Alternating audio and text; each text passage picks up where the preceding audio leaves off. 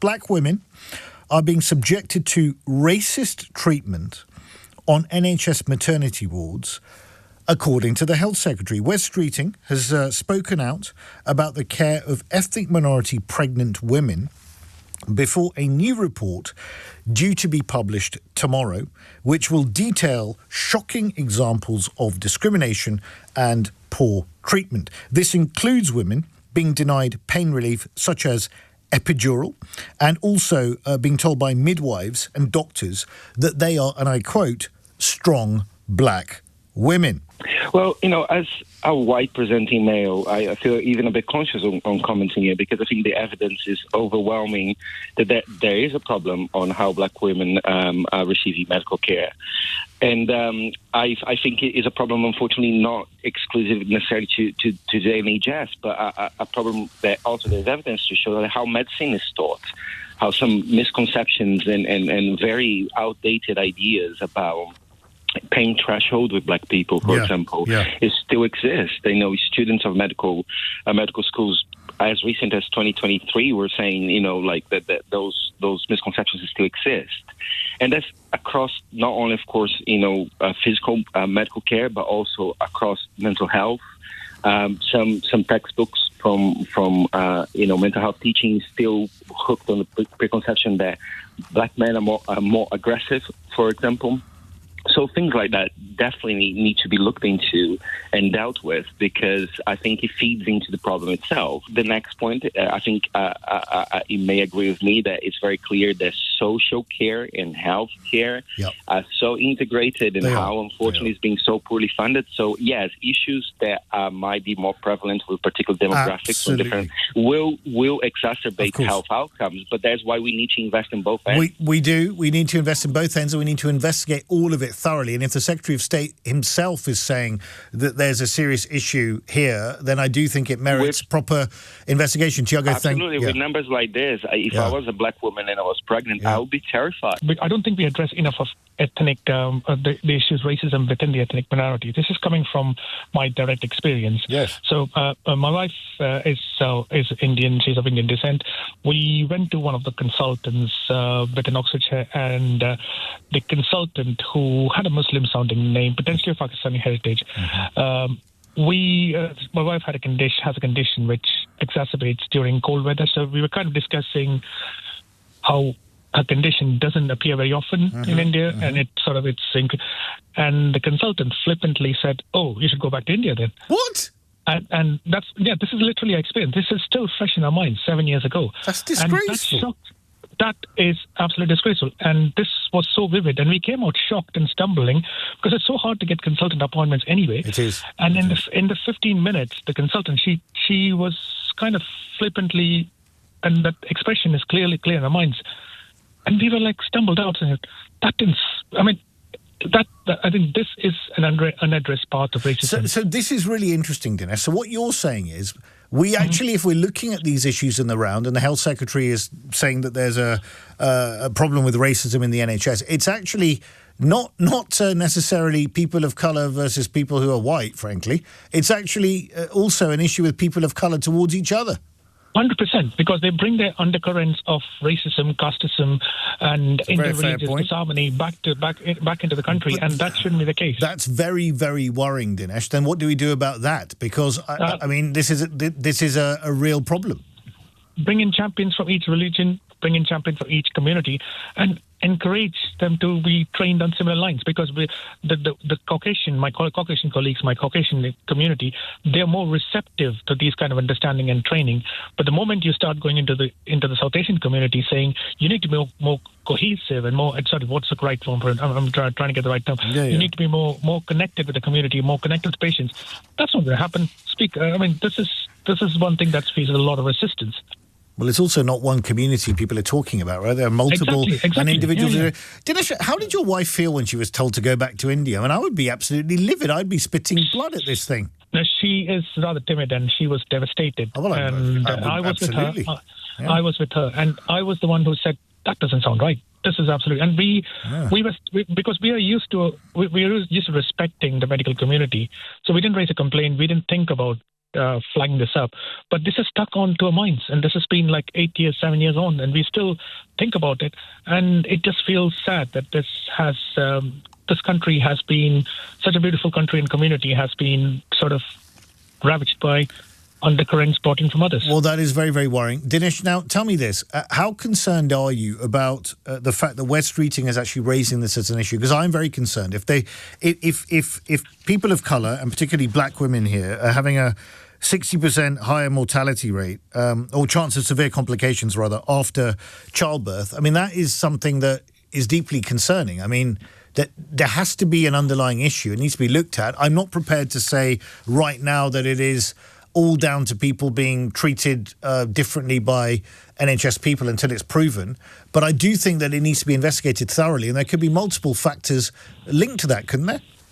100%, but this is not new. This report has been out there in the public domain. Good point. And especially if you're a woman, it's been a huge problem, especially with pain tolerance. I'm no medical expert, but I've been long enough in the communities to say the pain tolerance and the dismissal of pain has been significant, not just in the UK. Where does that come from, Dinesh? I mean, that's just ignorant, isn't it? On the part of people thinking that certain people have a higher pain threshold than others? I mean, I think it's just misogyny and probably the patriarchal society. But it might not just be misogyny. It might also be nurses on maternity units. So you expect if you've got a certain skin colour, your pain threshold's higher. I honestly don't know. I don't have an answer. No. I understand that. I understand that, Dinesh. I'm very sorry to hear what happened to you and your wife. I mean, that's absolutely disgraceful, and it should never happen. It should have never happened in the first place. And clearly, anyone with that kind of attitude shouldn't be working in a public service and public-facing role. Dinesh, thank you. Chris says this: is this controlling for income and education? I find it hard to believe the NHS is racist. Look, I find it difficult too, Chris, given the fact that a lot of people who work in the NHS are from minority ethnic backgrounds. I mean, my mother being one of them who'd worked in the NHS for over 4 decades, right? But I do think we need to investigate this, particularly on the patient outcomes point and mortality rates point. I definitely think it needs to be looked at carefully. I'm not prepared to say right now that it is all down to attitudinal factors on the part of people who are dismissive and subtly ignoring people or downright rude and abrasive to people who they think have a higher pain threshold. I'm not prepared to draw that conclusion yet because I don't have enough facts. But I do think that if you've got outcomes like this, it does merit proper investigation. And Shahid says this: I think the NHS does have a problem with racism. Yes, not only have I experienced it, but family members have, and it's been reported amongst staff over the years with senior managers and doctors being racist to their subordinates. You've already mentioned your scepticism of the structural racism argument, but I do very strongly feel that this is the problem at hand. I am a doctor in the NHS, so I've worked within the system. I've also been a patient within the system. Yep. I gave birth 11 months ago to my first son, and had what I would describe as a very traumatic birth experience, just like so many of your other callers have said. I had my trauma enacted by a South Asian female doctor. I myself am half South Asian, half English, half white. I wear a hijab.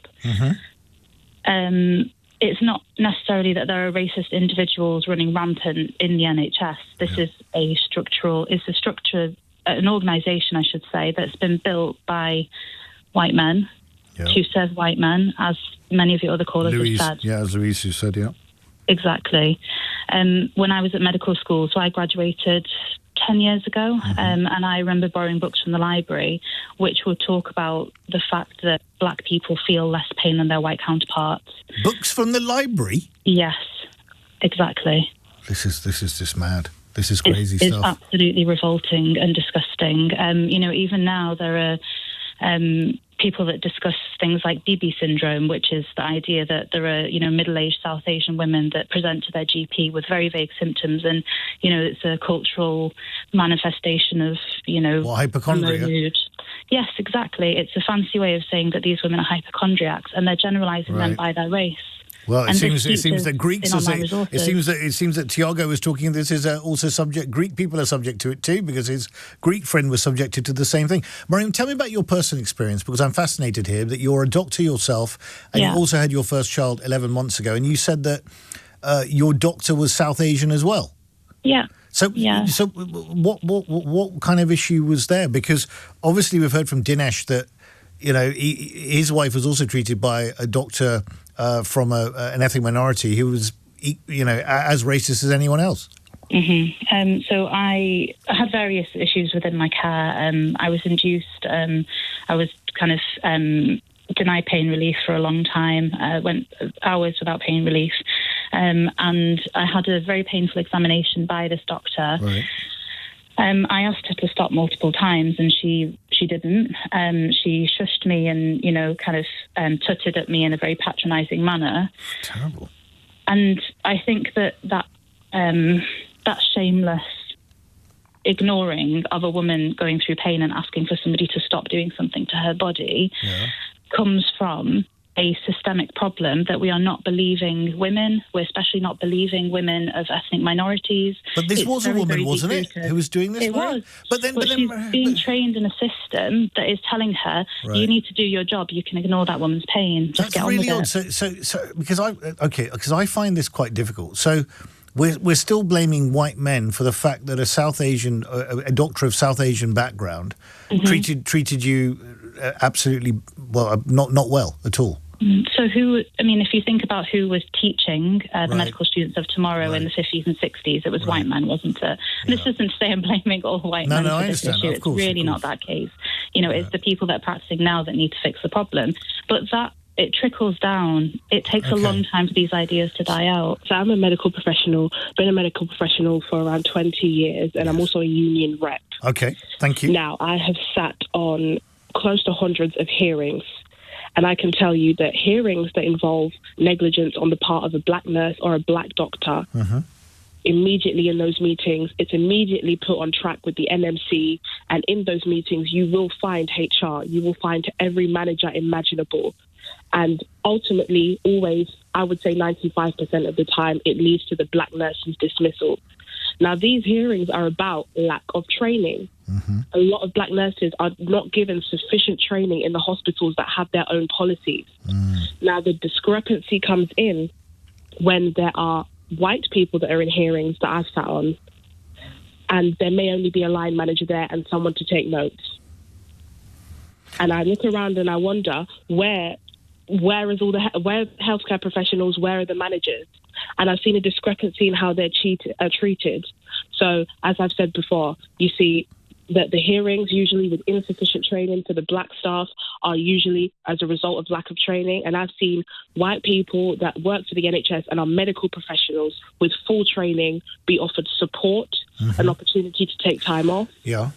So, I was going to say, Victoria, this is very interesting because you're now bringing another element into this, which also Wes Streeting has talked about, because he's saying that it's not just about the treatment of patients. He's also talking about the experience of staff and the bullying that goes on in the NHS and the lack of career progression. So he's talking about two things: the way certain staff are treated who are from ethnic minorities and the way patients are treated who are also from ethnic minorities. And you're focusing on the staff point, which is interesting. I absolutely believe that before we can examine the arms and the legs, we must examine the head.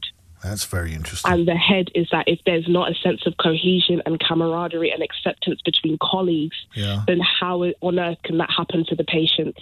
So then, Victoria, again, my challenge to you that I just gave to Maryam, you're in the system, you're in the NHS. What are your thoughts? Because Wes Streeting, I guess, will be looking for some ideas because no one's solved this yet and it's not a new issue we're talking about here. It's been going on for years. There are two things here. It's an easy fix and it's not an easy fix. Okay. It's an easy fix because there simply should be practices to treat everyone equally and to look at everyone's case by case basis. However, why it's not an easy fix goes back to history.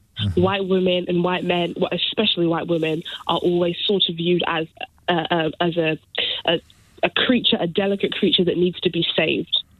A white nurse, in my experience, I can see can put patients' lives at risk, and that's okay because she needs to be saved. She also needs to be protected. Right. And the treatment I've seen of black staff members in these very same meetings there is this air of you knew what you were doing, and any issue that's brought to us, you were immediately at fault and immediately negligent. Well, this is a really fascinating conversation. I think this should be fed into the investigations that Wes Streeting is going to be commissioning in this area. Victoria, thank you very much indeed for your call. Melissa in Lincoln, good afternoon.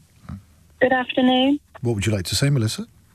I'd like to say that listening to your section today, I have to say that it's been my experience that it definitely does exist within the NHS or within healthcare, because I also work in the private sector. Are you involved in some way? Are you a medical professional of some kind? I'm a nurse. Oh, you're a nurse. Okay, great. Thank you. Yeah, and I first experienced it in my training, but not through my colleagues, but through a patient who, at that time, that was in the 90s, the patient was an elderly woman who asked the sister, please don't let that nurse look after me.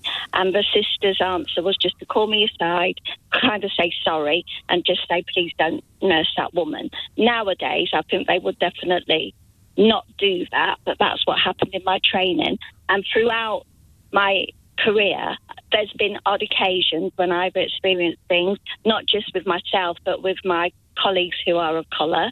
Right. That my colleagues who are not of colour, sort of, I'm not saying they're racist, but they're complicit in it because they do nothing about it, or they say things like, oh, you know, that person's got a learning disability, or that person didn't mean it like that. You're taking it the wrong way. They sort of push it back onto you, and it makes you reluctant to stand up.